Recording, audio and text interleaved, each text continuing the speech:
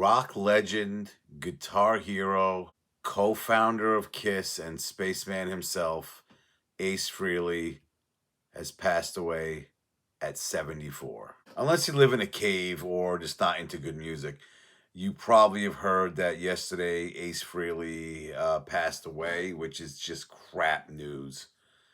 I'm gonna say this: I'm getting at an age where now my rock heroes are going away a little too fast for my taste. It sucks. It just sucks. I mean, the Ace Frehley. I'll say this: I'm not the biggest Kiss fan. I like '70s Kiss, and then after that, I kind of like songs here and there. So I'm not like the hugest fan. But to deny the impact that not only Kiss made, but Ace Frehley himself made on people playing guitar or loving Kiss or all that kind of stuff.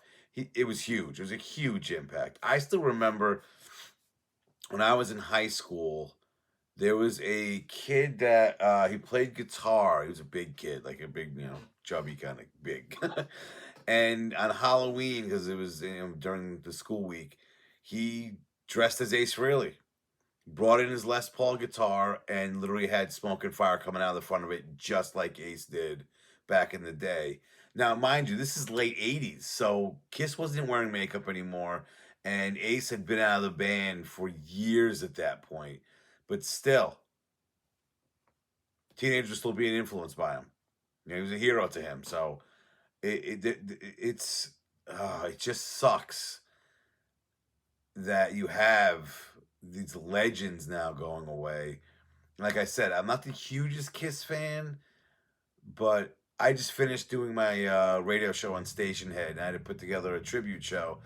I did it last night. At first, I heard that Ace was on life support, fell in the studio and had bleeding on his brain. I was like, oh shit, that's pretty bad. And me and my friend Jason, you've seen him on the show before. Uh, we were just like, he's not gonna make it. He's saying to me, they might have to pull the plug. This isn't looking good. And I want to say maybe a half hour, if that. Uh, he passed, which is just sucks. It just sucks.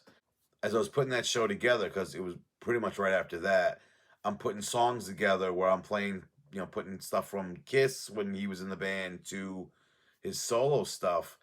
And I'm just sitting there going, it was real easy to put together because there's so much goddamn good music.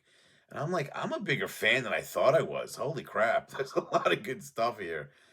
Um, the guy, let's just say this. He passed at 74, which is not incredibly old, but the guy lived a hard 74 years. Like he really, I mean, we all know the stories and stuff.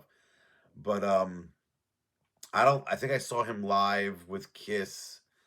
What was that final tour? Was that late? It was the late '90s. I know that. That's the only time I ever saw him. Um, and you just can't wrap your head around what music would be like if Kiss wasn't a thing and he was not their guitarist. I mean, there's so many people influenced by him where yeah, people can sit there and say, well, this is a hair band basement. That's not hair metal. But the influence he had on people that were into that became hair metal that were in those bands. I mean, you can't really wrap your head around it. I know some more famous names. Sebastian Bach is a huge Kiss fan. There's a whole story that they could have opened up for Kiss, and the band said no, and he lost his shit over it. Which, hey, if you're a diehard fan, I understand that. More famously, Dimebag Darrell was actually buried in a Kiss coffin, and Ace was a big influence on him.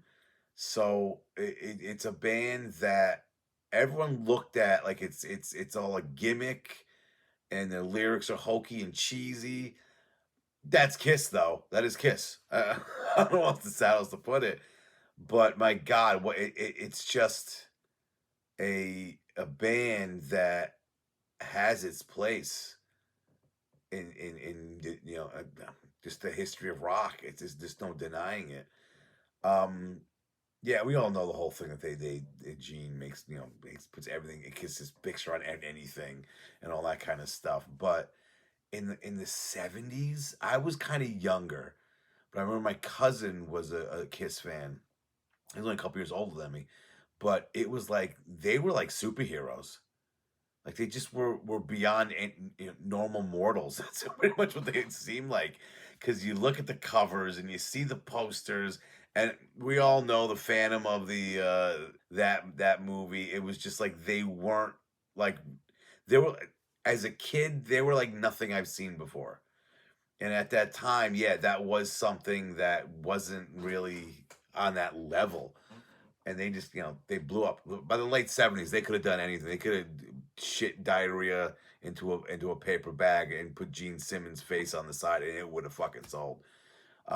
That's why they kind of they had the disco song, and then in '78, the all four of them had their own solo album. But in the late '70s, Kiss was so big they can do shit like that.